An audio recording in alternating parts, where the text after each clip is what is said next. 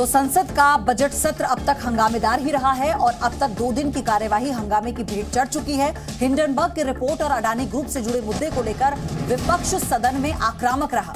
हंगामे के कारण सदनों की कार्यवाही स्थगित कर दी गई थी। आज फिर विपक्ष के नेता मल्लिकार्जुन खड़गे के इस कार्यालय में समान विचारधारा वाले विपक्षी पार्टियों की बैठक शुरू हो गई है, जिसमें आम आदमी पार्टी को छोड़कर सभी दलों ने संसद में चर्चा पर सहमति जताई है।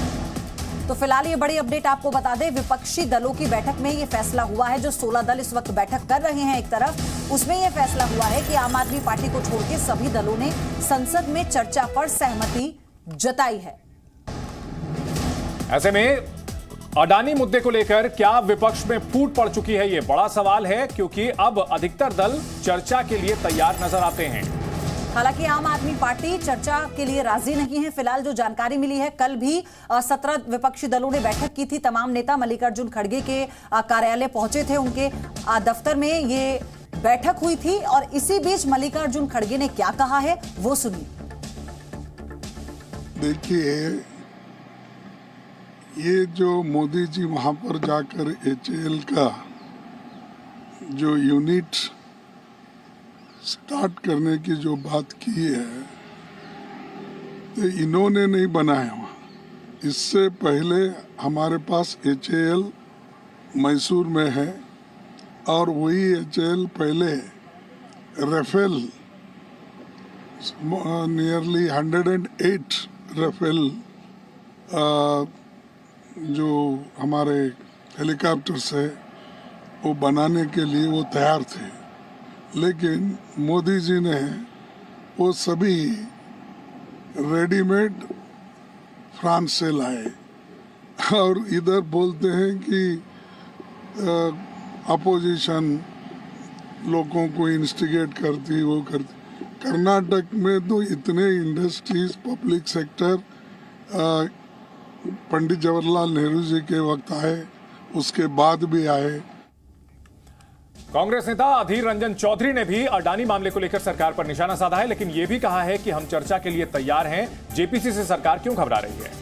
इसके अलावा और क्या कहे सरकार। ये सरकार को मैं सिर्फ एक नसीहत देना चाहते हैं, वो ये कि शीशे के सामने खड़ा होकर वो सोचे कि यूपीए की जमाने में 2011-12 साल में ये तो सदन चलते वॉश आउट, एक सेशन वॉश आउट कर दिया, मानसून सेशन वॉश आउट। याद है आप लोगों को 2011 साल 12 साल में कभी 2G को लेकर, कभी कैला के लेकर, कभी कॉमनवेल्थ को लेकर, ये जो सत्तारूढ़ पार्टी आज ज्ञान दे रहे हैं, ये सत्तारूढ़ पार्टी खुद सदन को ठप करने में माहिर थे। हम मुद्दे पे बात कर रहे हैं क्योंकि जेपीसी पहले भी हो चुके हैं। 1987 से आज तक 9 जेपीसी लगभग हो चुके हैं। तो जेपीसी की मांग करना ये कोई नाजायज है क्या? हम तो जेपीसी की मांग कर रहे हैं। सरकार को अगर कुछ चीज पे कोई सरकार को परवाह नहीं है, सरकार बेदाग रहे तो सरकार जेपीसी की इजाजत दे सकता है आराम से, लेकिन क्यों सरकार जेपीसी की इजाजत नहीं देता है? हमारे यूपीए के जमाने में जेपीसी एक नहीं बल्कि कई जेपीसी बन चुके थे। तो ये सरकार खुद जब विपक्ष में थे कुछ कहते थे, पक्ष में आके मतलब सत्ता पे आके कुछ उल्टा कहते हैं। तो ये दोहराई चेहरा सरकार की है, ये सत्तारूढ़ पार्टी की है, हमारे नहीं। और रवि त्रिपाठी लगातार हमारे साथ इस खबर पर बने हुए हैं। रवि, एक बात तो तय है कि चाहे मल्लिकार्जुन खड़गे हो या फिर अधीर रंजन हो, अगर ये सरकार को किसी भी मसले पर घेर रहे हैं, फिर चाहे रफाल का जिक्र मल्लिकार्जुन करे, ये नहीं भूलना चाहिए कांग्रेस को कि अगर सरकार पर सवाल उठाने हैं, प्रधानमंत्री पर सवाल उठाने हैं, तो होमवर्क इस बार पूरा करना होगा। हाँ, बिल्कुल बिल्कुल।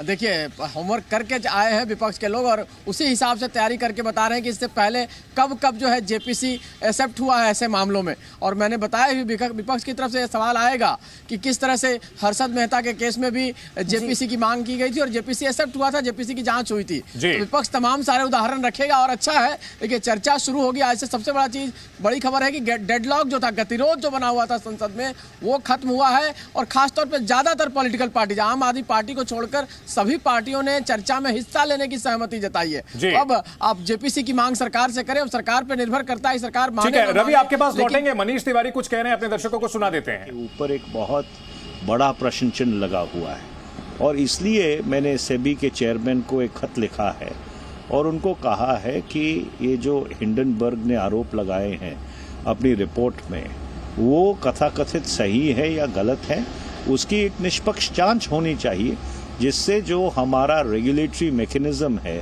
उसकी जो विश्वसनीयता है वो दोबारा से बरकरार हो सके।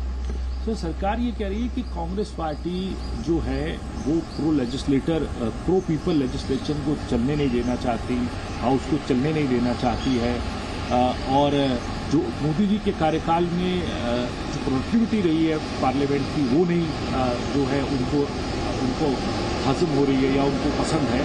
वहीं आज अपोजिशन पार्टियों ने भी डिसाइड किया है कि आज पार्लियामेंट की प्रोसीडिंग में हिस्सा लेंगे, एक आधी पार्टी को छोड़कर इसमें आम आदमी पार्टी है।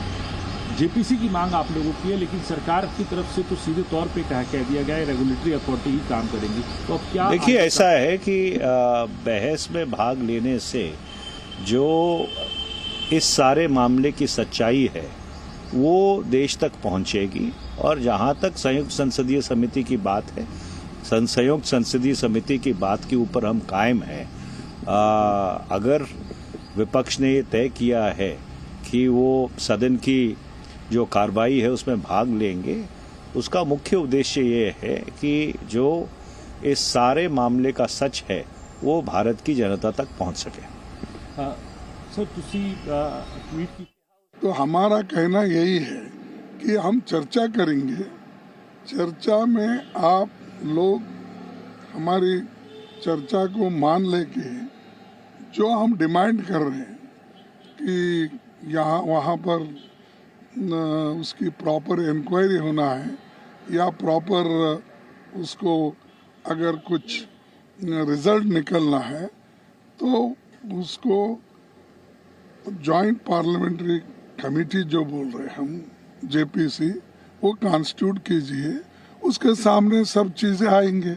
आप घबरा रहे क्यों? रवि त्रिपाठी हमारे साथ लगातार बने हुए हैं। रवि, अब जब विपक्ष चर्चा के लिए तैयार हो गया है, आज की सामान्य प्रक्रिया, सामान्य प्रोसीडिंग किस तरह से हो सकती है?